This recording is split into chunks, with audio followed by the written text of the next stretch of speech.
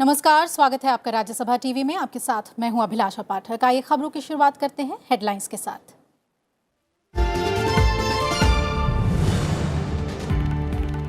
कानपुर में राष्ट्रीय गंगा परिषद की आज हुई पहली बैठक। प्रधानमंत्री नरेंद्र मोदी ने की नमामि गंगे परियोजना से जुड़े आयामों की समीक्षा। नौकायन कर गंगा सफाई का लिया जायजा।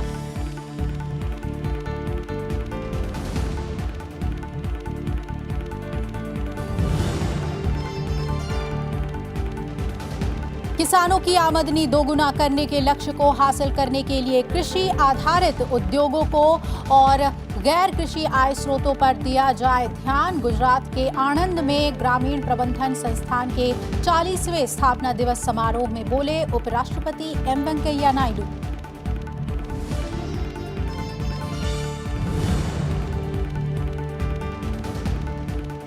झारखंड विधानसभा चुनाव के चौथे चरण के लिए थमा प्रचार। बीजेपी के राष्ट्रीय अध्यक्ष और केंद्रीय गृह मंत्री अमित शाह ने की गिरिडीह, धनबाद और देवघर में जनसभाएं। 15 विधानसभा सीटों पर 16 दिसंबर को होगा मतदान।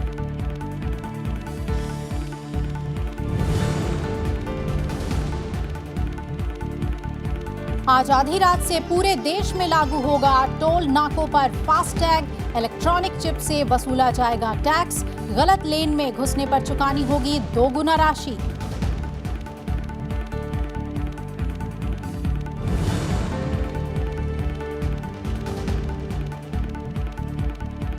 और जम्मू कश्मीर और हिमाचल में भारी बर्फबारी, भूस्खलन के चलते दूसरे दिन भी बंद रहा जम्मू श्रीनगर राष्ट्रीय राजमार्ग। बीच रास्ते में फंसे हजारों वाहन।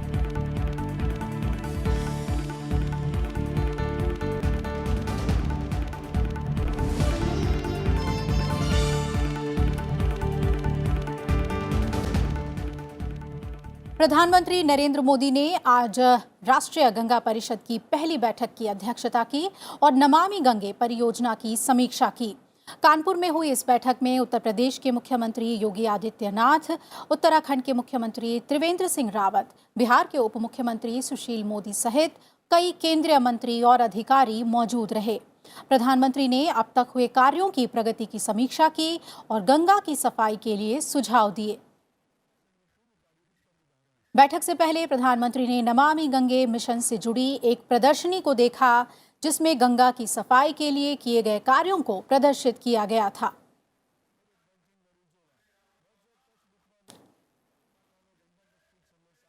प्रधानमंत्री नरेंद्र मोदी नमामि गंगे के तहत बदलावों का आकलन करने के लिए नौका से गंगा बराज के पास नवनिर्मित अटल घाट पहुंचे। प्रधानमंत्री के साथ उत्तर प्रदेश के मुख्यमंत्री योगी आदित्यनाथ, उत्तराखंड के मुख्यमंत्री त्रिवेंद्र सिंह रावत भी मौजूद रहे।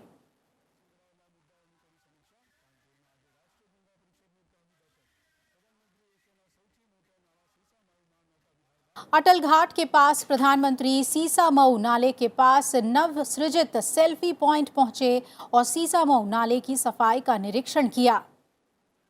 ये नाला नदी में गिरने वाला सबसे बड़ा नाला था। नमामि गंगे कार्यक्रम के तहत कानपुर के 16 में से 13 प्रमुख नालों को पूरी तरह से बंद कर दिया गया है।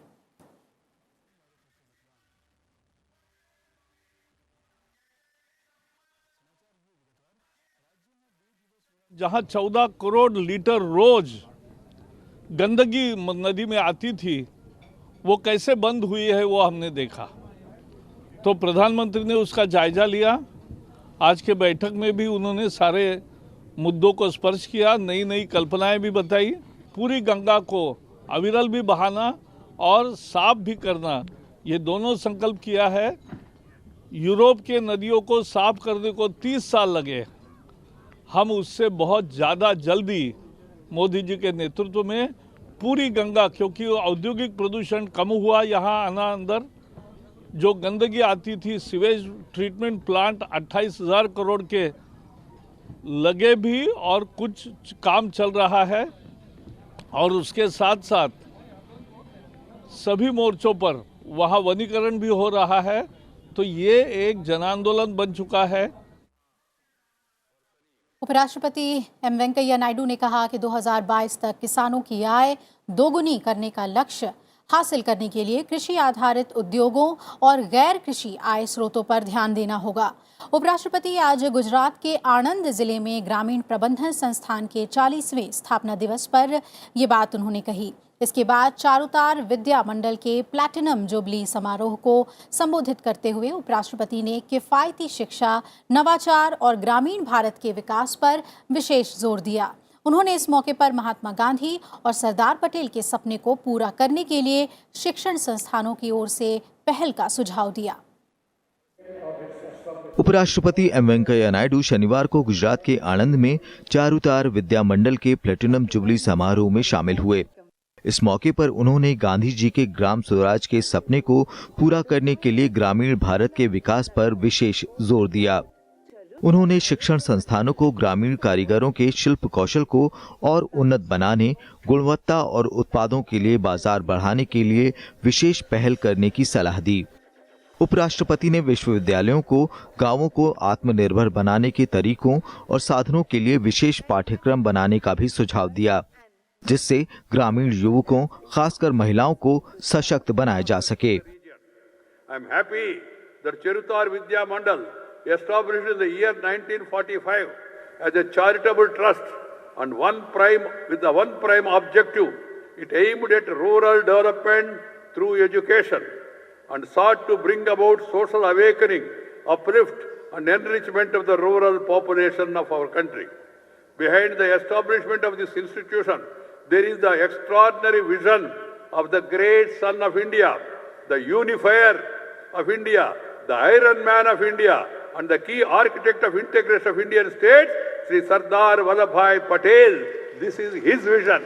भारत का इतिहास, गुजरात का इतिहास, जो महान भावों ने हम देश के लिए, हमारा भविष्य के लिए जो भी अच्छा काम किया, उसका समारोह हमारा शिक्षा पद्धति में होना बहुत जरूरी है।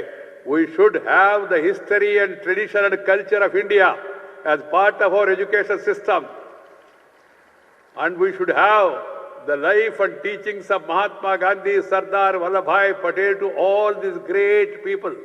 It should be part of the history so that the new generation, they will remember, they will be able to follow that. महंगी उच्च शिक्षा पर चिंता जताते हुए उपराष्ट्रपति ने गरीब तबके के लिए उच्च शिक्षा को अधिक किफायती बनाने की भी हिमायत की। उन्होंने शिक्षण संस्थानों को छात्रों के लिए शोध और नवाचार की भावना बढ़ाने के लिए उचित माहौल मुहैया कराने की सलाह दी, जिससे छात्रों में उद्यमशीलता का नजरिया पैदा हो। To achieve this work, induct technology into the rural environment and develop relevant skills through an institute of agriculture. Set up rural university to educate the rural community.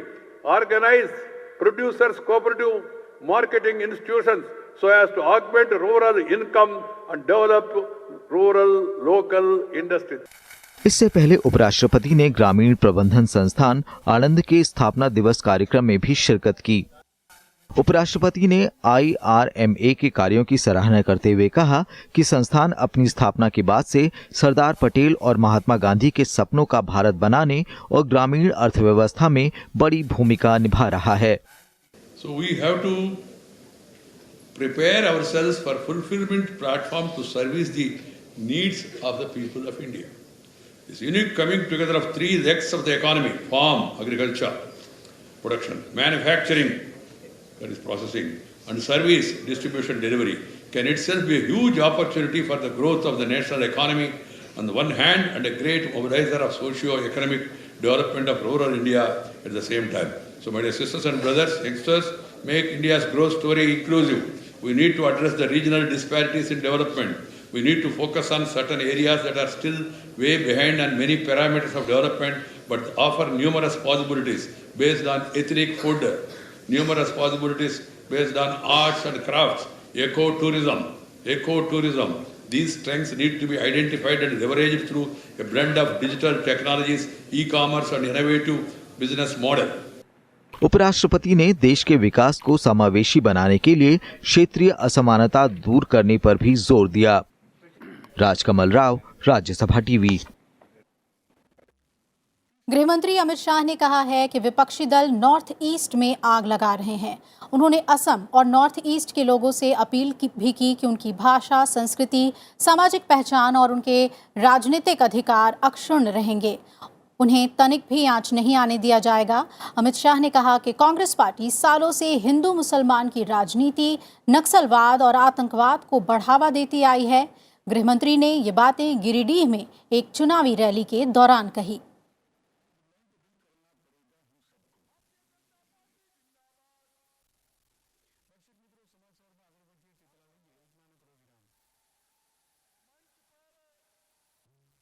अब हम सिटीजनशिप अमेंडमेंट बिल लेकर आए, आप north east के अंदर आग लगाने में पड़े हो, आग लगाने में पड़े हो। मगर मैं आज इस मंच से आसाम और नॉर्थ ईस्ट के सभी राज्यों को कहना चाहता हूं कि नॉर्थ ईस्ट के भाइयों बहनों की संस्कृति, उनकी भाषा, उनकी सामाजिक पहचान और उनके राजनीतिक अधिकार अक्षुण्ण रहेंगे। इसको बचाने की जिम्मेदारी देश के प्रधानमंत्री नरेंद्र मोदी के नेतृत्व में चलती हुई सरकार की है। इसको हम तनिक मात्र भी आंच नहीं आने देंगे। असम समेत पूर्वोत्तर में स्थिति धीरे धीरे सामान्य हो रहे हैं। पिछले 48 घंटों से राज्य में हिंसा की कोई खबर नहीं है। गुवाहाटी में कर्फ्यू में आज 7 घंटे की और डिब्रूगढ़ इलाके में 6 घंटे की ढील दी गई, जिसके बाद बड़ी संख्या में लोग जरूरी सामान खरीदने बाहर निकले हैं। हालांकि एहतियात के तौर पर शिक्षण संस्थान बंद रहे। वहीं मेघालय में लंबेडंगरी और पूर्वी खासी पर्वतीय जिले में आने वाले इलाकों में कर्फ्यू में ढील दी गई है। इस बीच मुख्यमंत्री और मेघालय डेमोक्रेटिक अलायंस के चेयरमैन कोनराड के संगमा के नेतृत्व में एक प्रतिनिधिमंडल ने गृहमंत्री अमित शाह से मुलाकात की और उनसे राज्य में इनर लाइन परमिट लागू करने का अनुरोध किया। वहीं पश्चिम बंगाल में विरोध प्रदर्शन से रेल यातायात पर असर पड़ा है। स्थानीय और लंबी दूरी की कई रेलगाड़ियां रद्द कर दी गई हैं।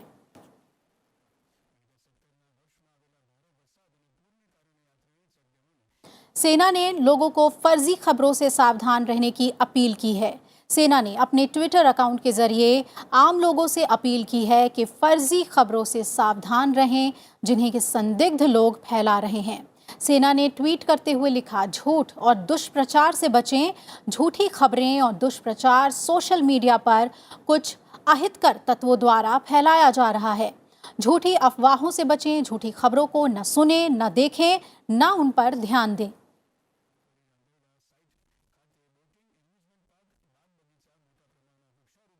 संसद की वाणिज्य संबंधी स्थायी समिति ने 2019-20 के दौरान पेटेंट, कृषि, समुद्री उत्पादों के निर्यात जैसे 3 विषयों की पड़ताल का फैसला किया है। पहले राज्यसभा सांसद वी विजय साई रेड्डी की अध्यक्षता वाली इस समिति ने 5 विषयों का चयन किया था, लेकिन उसे संशोधित करके 3 विषयों के चयन का फैसला किया गया। समिति अब कृषि, समुद्री और प्लांटेशन फसलों के उत्पादों के निर्यात, पेटेंट दाखिल करने की प्रक्रिया की समीक्षा और बहुमूल्य धातुओं के मूल्य निर्धारण और MMTC के कामकाज की विस्तृत पड़ताल करने का फैसला किया है।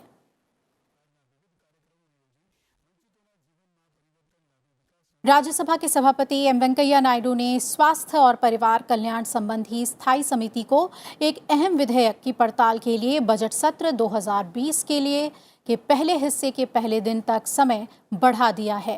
रामगोपाल यादव की अध्यक्षता वाली ये समिति allied and health care professional bill 2018 की पड़ताल कर रही है।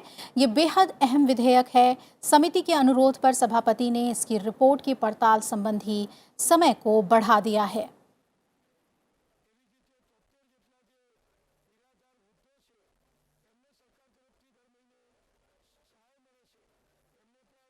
यहाँ पर रुकते एक छोटे से ब्रेक के लिए, फौरन हाजिर होंगे, बने रहिए हमारे साथ।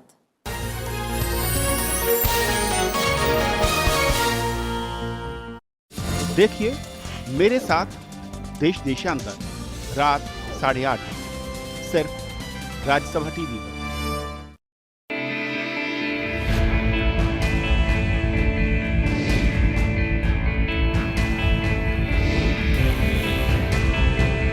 हर वो आर्थिक फैसला या नीति जो तय करता है विकास की गति, कैसे और क्यों लिए जाते हैं फैसले, क्या होता है इनका हम पर असर। देखिए अर्थनीति शनिवार शाम 7:30 बजे सिर्फ राज्यसभा टीवी पर।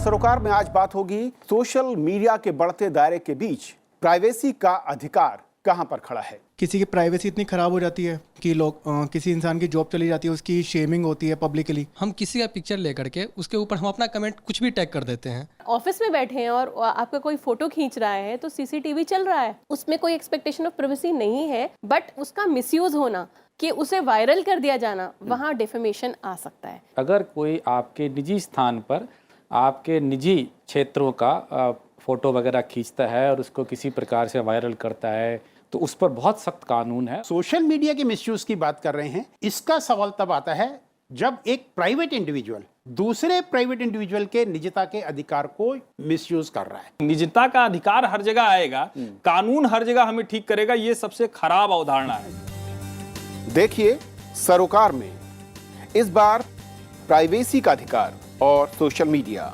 केवल राज्यसभा टीवी पर।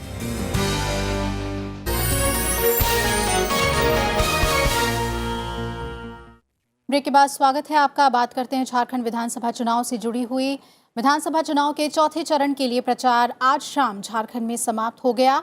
झारखंड विधानसभा चुनाव के चौथे चरण में 15 सीटों पर 16 दिसंबर को मतदान है। इनमें 221 प्रत्याशी मैदान में हैं। इस चरण में धनबाद, देवघर, गिरिडीह और बोकारो जिले की 15 विधानसभा सीटों के लिए वोट डाले जाएंगे। इस दौर में बीजेपी और आजसू ने सभी 15 सीटों पर उम्मीदवार उतारे हैं, जबकि जेएमएम 8, कांग्रेस 6 और आरजेडी 1 सीट पर अपने उम्मीदवार के साथ चुनावी मैदान में है। दूसरी ओर बीजेपी अध्यक्ष अमित शाह ने गिरिडीह, धनबाद और देवघर में चुनावी रैली को संबोधित किया।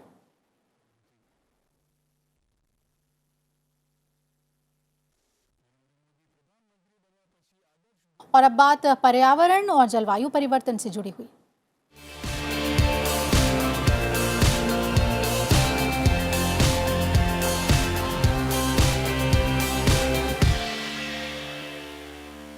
स्पेन की राजधानी मैड्रिड में हुई संयुक्त राष्ट्र जलवायु परिवर्तन सम्मेलन की बैठक में पेरिस समझौते के लक्ष्य को पूरा करने की दिशा में कोई प्रगति नहीं दिखाई दी। बैठक में अमेरिका, जापान, ऑस्ट्रेलिया और सिंगापुर सहित विकसित देशों ने साफ कर दिया कि वो अपने राष्ट्रीय निर्धारित योगदान यानी एनसीडी को अपडेट नहीं करेंगे। विकसित देशों ने 2020 तक की अपनी प्रतिबद्धताओं को भी पूरा नहीं किया है। उनमें से सबसे महत्वपूर्ण 2020 तक प्रति वर्ष $100 बिलियन जुटाना है ताकि विकासशील देशों को मदद मिल सके। बैठक में भारत, चीन और ब्राजील ने विकसित देशों की प्रतिबद्धताओं के क्रियान्वयन पर स्टॉक टेक की मांग की।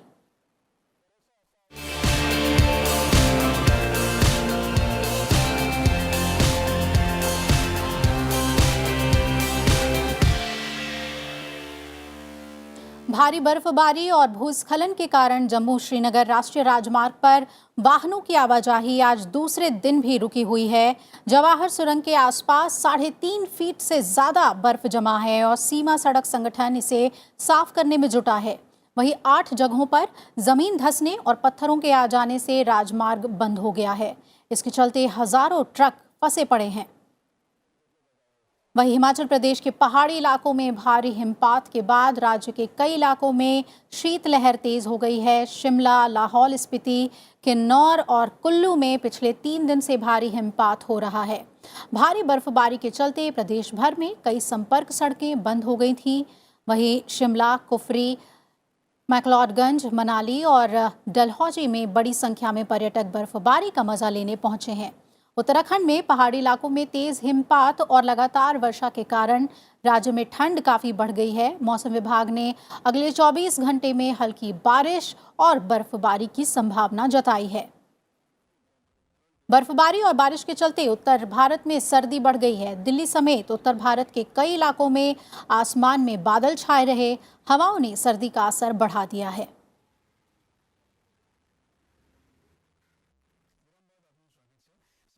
हिंद प्रशांत की अवधारणा पर अब दुनिया के देश भरोसा करने लगे हैं। दिल्ली में आयोजित 2 दिनों के दिल्ली डायलॉग और ओशियन डायलॉग के दौरान ये बात साफ तौर पर उभर कर सामने आई। भारत ने कहा कि अब इस अवधारणा पर इस इलाके के देशों को गंभीरता से अमल करने का काम करना चाहिए। विदेश मंत्री एस जयशंकर ने शनिवार को दिल्ली डायलॉग के समापन सत्र के दौरान खुलकर इस बात को कहा कि समुद्र पर कोई एक देश रेखा नहीं खींच सकता और अगर कोई देश ऐसा करेगा तो चुनौतियां बढ़ेंगी। उन्होंने कहा कि हिंद प्रशांत क्षेत्र के देशों के बीच ऐतिहासिक और सांस्कृतिक संबंध काफी पुराने हैं, लेकिन इन संबंधों को रणनीतिक आधार पर भी मान्यता देनी चाहिए। खासकर समुद्री सुरक्षा और विकास के मामले में सहयोग की जरूरत काफी अहम है। The Indo-Pacific concept is not tomorrow's forecast, but yesterday's reality. Others speaking here these past 2 days have variously made the same point, which is in short, economic and civilizational impulses link the eastern and southern shores of Africa through the Gulf, the Arabian Sea island nations, the Indian subcontinent, Southeast Asia, Australia, New Zealand, and the Pacific Islands. We can certainly say that this is the way it has always been in our region, and perhaps this is as it should be. Appropriately, our discussions over the past 2 days also reflected the reality that we are yet to reach any kind of agreement, leave alone consensus, on the Indo-Pacific concept, that, or even its geographic extent. But equally, there was recognition that while there may be a multiplicity of views on the Indo-Pacific and all that it contains, विदेश मंत्री S Jaishankar ने हिंद प्रशांत क्षेत्र को इस इलाके के सभी लोगों के फायदेमंद होने की बात कही। इसके लिए संबंधित देशों के बीच कई स्तरों पर सहयोग की जरूरत है। यहाँ तक कि इन देशों के कोस्ट गार्डों के बीच भी सहयोग सुनिश्चित किया जा सकता है ताकि सुरक्षा की स्थिति बरकरार की जा सके। While policymakers, diplomats and academics congregate to iterate ideas, concepts and strategies, there is equally a need to ensure that we do not get mired in a potentially misleading quest to find a complete identity of views on every element of every concept. On the contrary, the more important task at hand is to invest time and effort to use the Indo-Pacific as an open, free and inclusive platform to deliver tangible and meaningful cooperative initiatives. For this to happen, it is in everyone's interest to ensure that the doors remain open to cooperation on as wide a platform as possible. In other words, it makes more sense for all of us to focus on what we do and with as many partners as possible. To put it differently, there must also be a tangible component beyond conceptual discussions. Take, for instance, the case of connectivity. There is clearly room for much more to be done within this region. What is needed is for us to find ways to build upon plans to enhance connectivity regionally and through sub-regional initiatives. As the Indonesian Foreign Minister, Her Excellency Retno Marsudi, reminded us in a keynote address yesterday, there is space for us to reclaim infrastructure connectivity on our own, within our region. Our effort to align our initiatives for cooperation with ASEAN, along with the Master Plan for ASEAN Connectivity, is an example of what we need to do. राष्ट्रीय राजमार्ग प्राधिकरण ने सभी toll plaza पर वाहनों के लिए FASTag prepaid rechargeable tag की व्यवस्था कर दी है। इससे टोल टैक्स का भुगतान स्वचालित तरीके से हो पाएगा। सभी वाहनों के लिए कल सुबह 8 बजे से यह सिस्टम अनिवार्य हो जाएगा। सरकार ने national electronic toll collection system शुरू किया है। इससे समय और ईंधन की बचत होगी, प्रदूषण रोकने में मदद मिलेगी और निर्बाध यातायात सुनिश्चित होगा। फास्टैग से वाहन चालकों को टोल प्लाजा पर शुल्क देने के लिए रुकना नहीं पड़ेगा। टोल प्लाजा में दोनों तरफ एक एक लेन को छोड़कर सभी लेन को फास्टैग लेन बनाया गया है। इलेक्ट्रॉनिक टोल कलेक्शन लेन में बगैर फास्टैग के चलने वाले वाहनों को 2 गुना शुल्क देना पड़ेगा। अमेरिका और चीन के बीच पहले चरण की ट्रेड डील पर गुरुवार को सहमति बन गई। इससे दोनों देशों के बीच पिछले 17 महीने से चल रहा ट्रेड वॉर फिलहाल थम जाएगा। डील की शर्तों के मुताबिक 160 अरब डॉलर के चाइनीज इंपोर्ट पर 15 दिसंबर से प्रस्तावित अमेरिकी टैरिफ टल जाएगा। जिन उत्पादों पर टैरिफ लगना था उनमें कंज्यूमर इलेक्ट्रॉनिक्स और खिलौने भी शामिल थे। चीन से आने वाले सामान पर पहले से लग रहे कुछ टैरिफ में 50% कटौती भी की जाएगी। डील के तहत चीन अगले साल अमेरिका से 50 अरब डॉलर के कृषि उत्पाद और अन्य वस्तुओं को खरीदने के लिए तैयार हुआ है। ट्रेड डील होने से अमेरिका के कृषि उत्पादों के एक्सपोर्ट को बढ़ावा मिलेगा। ट्रेड वॉर के चलते चीन ने अमेरिका से कृषि उत्पाद खरीदना बंद कर दिया था। अमेरिकी वाणिज्य विभाग के आंकड़ों के मुताबिक बीते एक साल में अमेरिकी फार्म एक्सपोर्ट 25 अरब डॉलर से घटकर 7 अरब डॉलर रह गया था। ब्रिटेन के आम चुनाव में शुक्रवार को मिली भारी जीत के बाद दिए पहले भाषण में प्रधानमंत्री बोरिस जॉनसन ने ब्रेक्जिट अध्याय को समाप्त करने और लोगों के भरोसे पर खरा उतरने के लिए दिन रात काम करने का आह्वान किया। जॉनसन ने सभी से अनुरोध किया कि पुरानी बातों को पीछे छोड़कर सब कुछ ठीक करने की दिशा में आगे बढ़ें। उन्होंने कहा कि ये देश अब ब्रेक्जिट के मामले में विराम और स्थायी विराम चाहता है। ब्रिटेन के प्रधानमंत्री बोरिस जॉनसन की अगुवाई में कंजर्वेटिव पार्टी ने आम चुनाव में स्पष्ट बहुमत हासिल कर लिया। इस जीत के साथ ब्रेक्जिट पर अनिश्चितता खत्म हो जाएगी और ब्रिटेन के अगले महीने के अंत तक यूरोपीय संघ से अलग होने की राह आसान हो जाएगी। ब्रिटेन में भारतीय मूल के 15 उम्मीदवारों ने जीत दर्ज की है। जीत के बाद ब्रिटेन के प्रधानमंत्री बोरिस जॉनसन ने कहा कि उन्हें नया जनादेश मिला है जिससे वो ब्रिटेन को यूरोपीय संघ से अलग करने वाली ब्रेक्जिट डील को लागू करवा सकेंगे और ब्रिटेन को एकजुट कर सकेंगे। We pulled it off. We broke the deadlock. We ended the gridlock. We smashed the roadblock. And in this glorious pre-breakfast moment before a new dawn rises on a new day and a new government, I want first of all to pay tribute to good colleagues who lost their seats through no fault of their own in the elections just gone by. And I, of course, want to congratulate absolutely everybody involved in securing the biggest Conservative majority since the 1980s. फिलहाल इस bulletin में मेरे साथ इतना ही। आगे देखिए हमारा खास कार्यक्रम अर्थनीति, जिसमें हम ऑर्गेनिक खेती के बढ़ते बाजार और निर्यात पर चर्चा करेंगे।